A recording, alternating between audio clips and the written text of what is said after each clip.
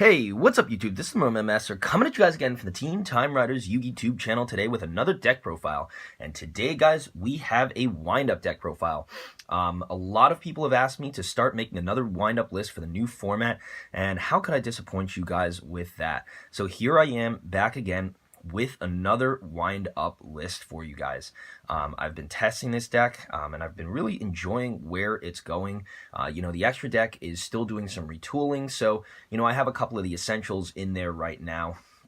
But without further ado, guys, let's get into the deck profile, and I'm going to show you exactly what I'm running inside here.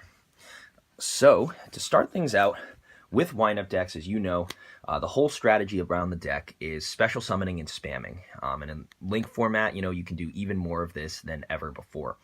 So the main sort of wind-up core for this is we have wind-up Magician at 2, because we needed a 3. Got 3 wind-up Shark, the special summon guy. We have 3 wind-up Rabbit, who can banish itself to make even more plays, or to trigger your other wind-up monsters' effects. And we have 3 wind-up Rat. So wind-up Rat can switch itself into defense mode, and of course revive a wind-up from your graveyard.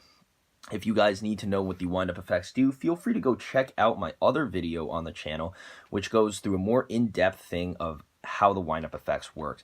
But basically, guys, they can only activate once while they're on the field, but you can keep special summoning them back and keep getting their effects off, and you can go into lots of crazy cool loops with them.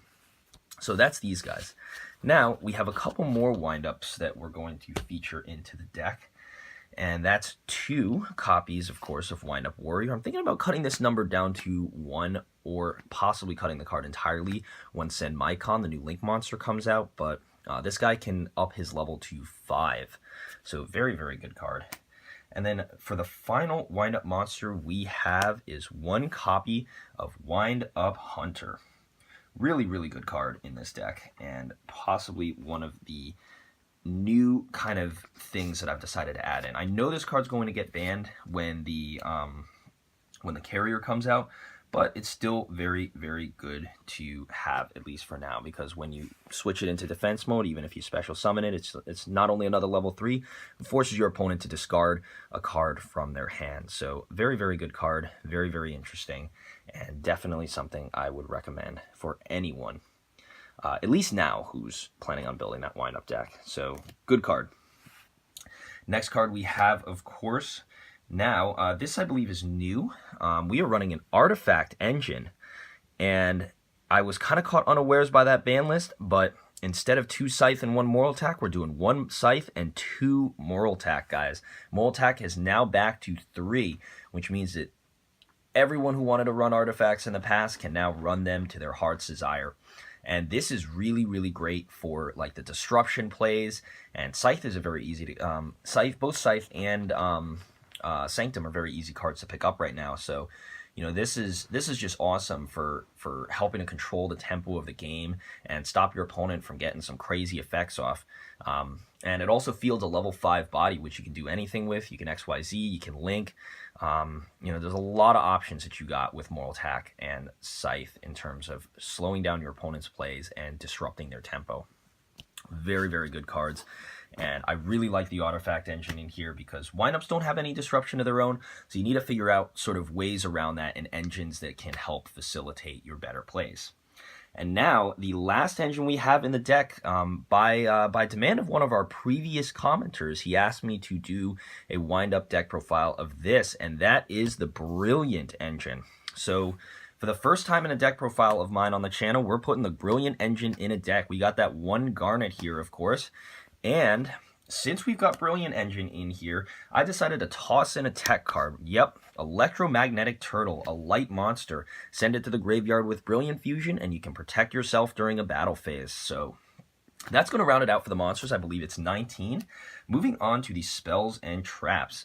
The self-explanatory 3 of guys, Wind-Up Factory.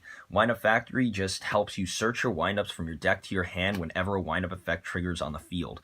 You can only do this once per turn, but if you have multiple wind-up factories on the field, their effects can all stack, and you can get like 2 or 3 searches off of a single wind-up play. So very, very cool card, and definitely recommended to be run at 3. Nothing less than that. Of course, since we've got Garnet, we've got to have Brilliant Fusion. And Brilliant Fusion at 3 in this deck is crazy, crazy good, guys. Get out that Seraphonite, get out those Link monsters, get out those plays like, you know, getting an extra normal summon within windups is crazy, crazy good right now. And you absolutely have to be playing at your max potential with this. So, you know, I recommend highly putting a Brilliant Engine in here and really testing out exactly how far it can go. So, you know, that's that. And you'll see a little bit more of the plays and stuff like that in the extra deck. So we got that 3 Brilliant Fusion. Next, of course, my personal wind-up tech, which I love, is the 2 Messenger of Peace. You can turn it on and off whenever you want, prevent your opponent from attacking in. It just is that extra level of defense, and it is also an attraction for your opponent's popping spells, such as, you know, their Cosmic Cyclones, their, you know, Twin Twisters or whatever. Your opponent's going to want to get this off the field, and, you know, if you know you got a hand that you're about to go off, you can just refuse to pay the 100 life points per turn, and this card will pop right off your field. So it's there when you want it and not when you don't. Next card, of course, we're running, since this is a wind-up deck and you really need to, you know, make sure you're recurring your resources, we got Soul Charge.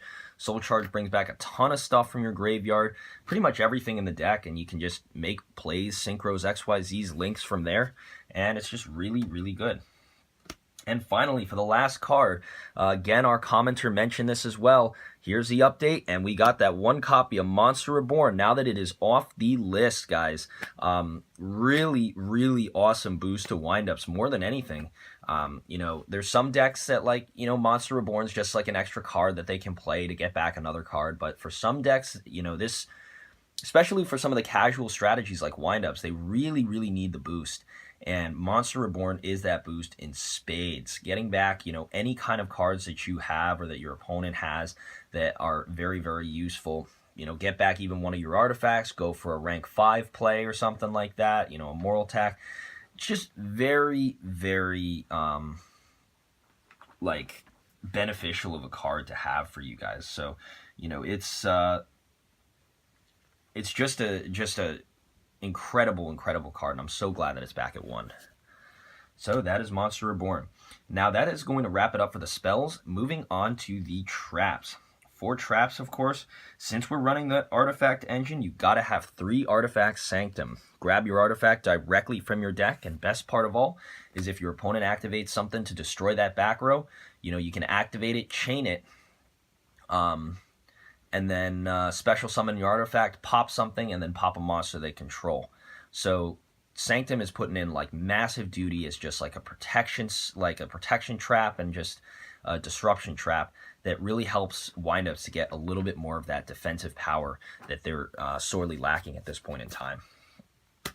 Next, of course, we've got that 3 Reckless Greed. Reckless Greed is just great for digging through your deck for whatever you need. I ended up taking out those Pot of Dualities, as you guys saw, simply because I felt that the card, you know, the deck is leaning more towards special summoning. So I wanted to remove kind of the restrictions, and I wanted to take off some of the training wheels on the deck. And, you know, that's been working pretty well so far. I'm still doing some testing. Might take these out for other cards, but as of right now, you know, it's running good. On for defense, we have 2 Storming Mirror Force and 2 Quaking Mirror Force.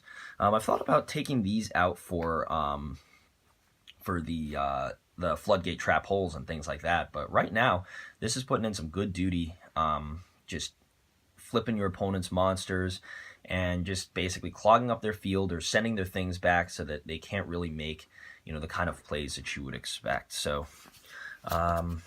very good cards to have for defense. And also a recent unlimiting on the list, we've got 2 Bottomless Trap Holes. Before this was 1 Bottomless and 1 Torrential. However, I've been running into like situations and issues with Torrential where I'd activate the effect of Torrential, and then I'd have to wipe my own board as well. And Bottomless just sort of gets around that. It helps you out against pendulums by banishing things. It's just an all-purpose, very good trap card. I think 2 is the perfect number right now in this deck, but you can feel free to play around with ratios as you see fit. So we have a couple more cards in the deck to go over.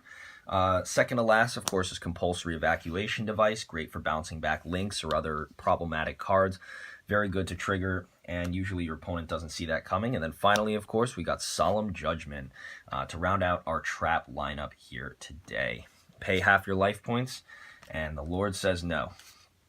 So, now that we have gone through the main deck, guys, I believe that's 41 cards. Now time to get into the extra deck. Now, we wouldn't have the Brilliant Engine if it were not for Gem Knight Seraphinite.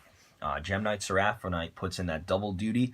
Send your light monsters, send your artifacts, send whatever you want, special summon them through, other effects, and then utilize this card right here to just really, let you have an extra normal summon. And in windups, where your hand advantage is everything, and you can't run things like double summon, and you can't run, your like the ultimate offerings and things like that. This card right here, Seraphinite, helps you put in double duty and get lots of windups on the board. Not to mention he's already a level 5 as well. So if you got Seraphinite plus one of your windup shark or a windup warrior, you can go into a rank 5 Xyz monster. And that's just really, really good right there. Can't speak about this card enough. I really, really do think that it's an amazing addition to this extra deck, guys. Next, of course, we have a couple of XYZs in the deck. These are things that I think are mainstay staples. Is, of course, the Abyss Dweller and the Castel.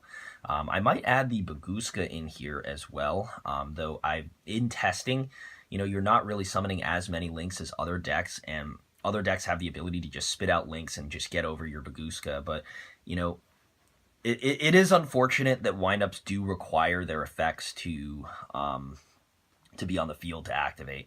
Otherwise, I think that it would be an incredibly, incredibly useful card to just be able to get out and stop your opponent dead in their tracks. So, but these I feel are excellent XYZ monsters, at least right now, that can help the most in putting pressure on your opponent. So that's why I've got Abyss Dweller and Castel in here.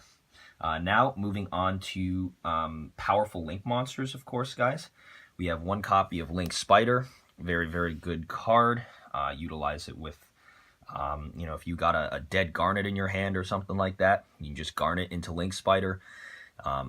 Just get an extra normal summon. It's very, very good card. Next, of course, we have Proxy Dragon.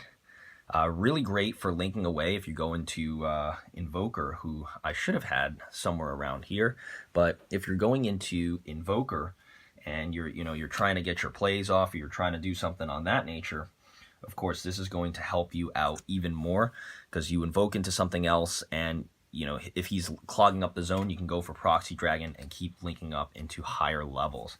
Now, of course, we have one copy of Decode Talker. Gotta have Decode Talker in here. One of the most versatile Link 3s in the game right now. And, just putting him on the field gives you 2 extra spots for XYZ summons, and then he's also going to gain that attack power as well. So very, very good card. And, of course, we've got the Firewall Dragon. Gotta have Firewall Dragon in here, guys. Link 4s, and when you're spamming a lot of things on board, Firewall can help you recycle things back to your hand and keep special summoning. Keep those plays going in your windups to allow you to extend that much further. So, guys, that's it for the extra deck. In terms of, things that I believe are essential, you can, of course, fill out the extra deck with whatever else you want to put in here. It's not... it's not indicative of anything. Wind-up extra decks right now, I believe, are just, it's an open book. You can play whatever you feel like. And, if you want to go, full-on links, you can do that. We are waiting for, lots of other links to come out, depending on what kind of plays you can do. If you want to run a Borreload or a Saryuja, you can do that. Can't really run the Electromite in there, or, maybe wait for the new Synchro Tuner to come out, or the other card like that, what is it called, the Needle Fiber, or you could go back to the 2011-2012 days when windups just came out, with Leviair and with Zenmaicon and different things like that, and try and go for a little bit of a casual spin on it. But however you guys choose to build the deck, I think it's a fantastic choice right now. At the very least, if you just want to build something for fun, And I definitely recommend this build or testing out and seeing what kind of engines you like on that. But this is what's really been working for me right now. I hope you guys enjoyed the video. If you did, please remember to give a like, comment, and subscribe to the Team Time Riders YouTube channel for more awesome content just like this. My name is the Mermail Master, and it's been great talking to you guys for this deck profile, but I'm signing out. Catch you guys next time. Peace.